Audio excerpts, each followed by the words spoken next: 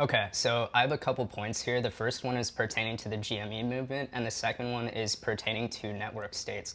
So with the GME movement, a lot of people refer to SPX 6900 as GME on steroids.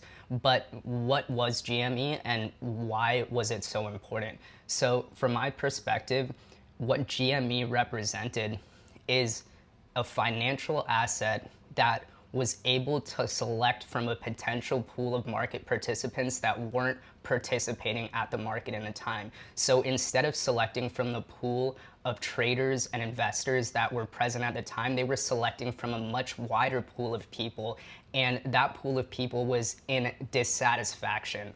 So an anecdotal story is that I have someone who I'm close to who's never participated in markets at all.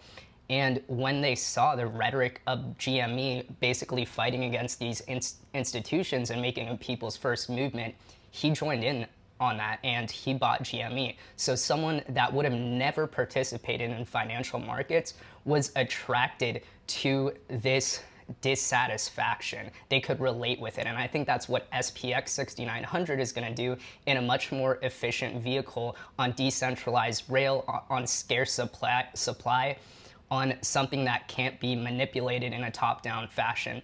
So the next point that I had was pertaining to network states. And in my opinion, all of the physical geography is conquered and ruled by iron fist. It doesn't matter if the regime is maligned against the people up into the extent they're able to organize and overthrow that entity. The individual is swallowed by the collective and grouped by birth, the most primitive form of identification.